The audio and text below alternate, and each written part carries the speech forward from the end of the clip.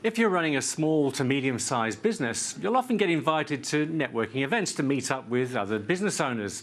Many of these events are worth going to. The participating businesses often share their learnings and experiences, and they also pass on business tips to each other.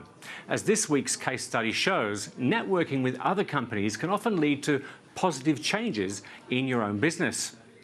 In Victoria, I met up with the Madre commercial bakery in Geelong. They joined with 35 other businesses to share ideas that reduce their waste levels and improve their efficiencies. But we start this report at Brookfarm in Byron Bay. As you'll see, by networking with other businesses, they've made a number of changes that have helped to improve their bottom line. I went there to see how they did it. Will, you're considered a leading business innovator up here in Byron Bay and the Northern Rivers region. Because you're at the cutting edge of sustainability, are you finding other businesses are coming to you for advice on how to become more efficient? Yeah, we were one of the pioneers in terms of embracing sustainability. It's one of the core values that we have as a business since we started on our farm. We were one of the first to start with solar panels, with quite a large array on our roof. Also to adopt lean manufacturing principles, waste management, those types of things. So people are coming to us to find out what we did differently, how did it work, and trying to use that in their business. In your opinion, what's the value of businesses coming together to network? For me, it's all about not reinventing the wheel. There are so many people that have come up with all these different ideas, different innovations, brand new concepts that I might not have heard of. And I'm not going to necessarily be able to think of them. So why don't I go to them, find out what they've been doing, get some of their ideas. They've done the legwork, but it benefits us all. You're one of the founding members of the Northern Rivers Food Cooperative. What is that network and how is it helping businesses to be the best they can be? The Northern Rivers region is quite unique in terms of the food that we have around here. It's a melting pot of different ideas, people making unique, beautiful foods from charcuterie to beer to cheese, the list goes on. So what Northern Rivers Food is we collect all of those people together to allow them to network, to share ideas, to share education, to share our marketing, to be able to really brand ourselves as a region, not just individual businesses. Looking further afield from Byron Bay, what else have you been doing from a networking perspective that's been good for the bottom line of your business? Sustainability Advantage gave us the first sort of building blocks for our sustainability program. From there, we won the Green Globe Award for New South Wales Small Business and New South Wales Premier's Award for the entire state. And what that did was it put us in touch with businesses that were the large food businesses, energy businesses, retail businesses, and we were able to share ideas about energy efficiency, materials handling, waste efficiency, lean manufacturing, all those really core things that make our sustainability program good. From there, we also were involved in the Prince of Wales University of Cambridge Sustainability and Climate Forum. Once again, that just put us in touch with these amazing businesses that are all having their own road, their own story in sustainability. Do you have to be in the same type of business, the same business sector, in order to get value from working together? I actually think that the best innovations will come from talking to different businesses. If you're talking energy efficiency, talk to the energy sector. If you want to talk waste efficiency, talk to the waste sector. If you want lean manufacturing, talk to a larger manufacturer of cars, whatever you like. Where we get those ideas from other unique places, I think is really effective. As you know, some business people don't like to share ideas in case someone runs off with their IP or their ideas. How do you break down those barriers so that businesses can come together, share ideas, and get mutual benefit from that? I guess it's all about being good global community members, global businesses.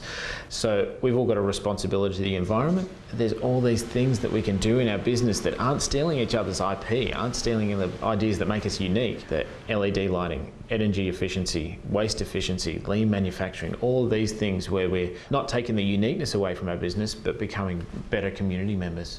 Final question. For a business watching now, what advice would you give them that would help to improve the sustainability of their company?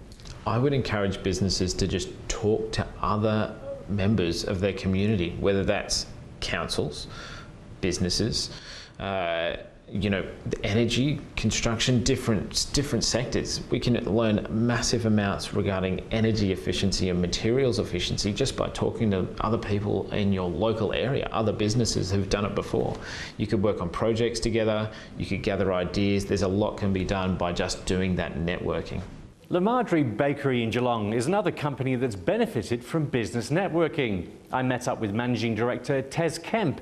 I started by asking him how his company had changed as a result of networking with other businesses. Ralph Player from Ferguson Player Bakehouse had recently won the Banksy Award for sustainability, and a chance phone call with him led us to actually going up to his new facility in Melbourne and looking at the sustainability initiatives he'd implemented in his business. So we actually took the learnings from that day back into our business, and as we were relocating at that time, we implemented a number of simple, sustainable and efficient measures in our business, such as installing centre taps, centre lighting, solar panelling, and also an innovative heat shifter which transferred heat from our oven areas to warm other parts of the building in the winter period. At what point did you take your business networking to a whole other level? Well, it was during 2012 that we were conducting an internal review, and we really reached the conclusion that it was time to engage some external expertise to help us on our sustainability journey and move us to the next stage.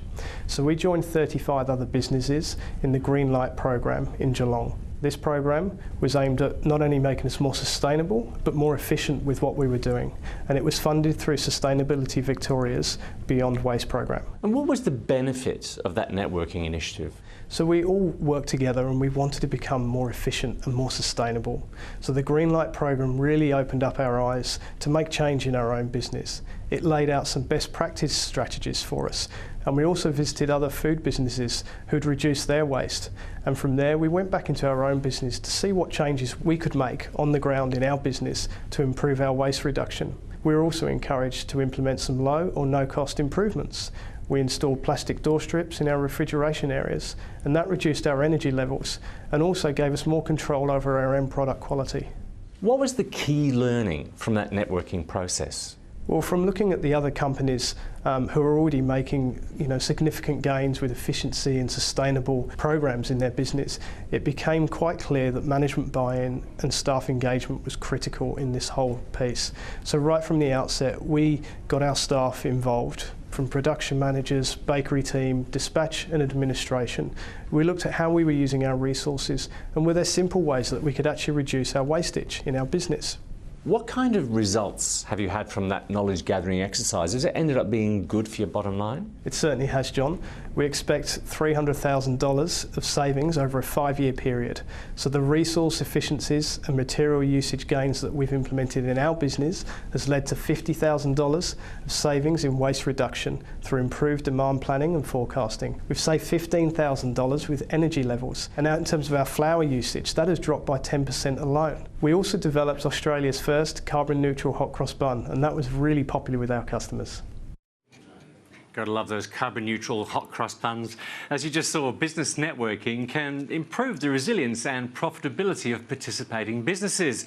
In looking at the way that Brookfarm and Madre networked, I found 3 key things that could benefit other businesses.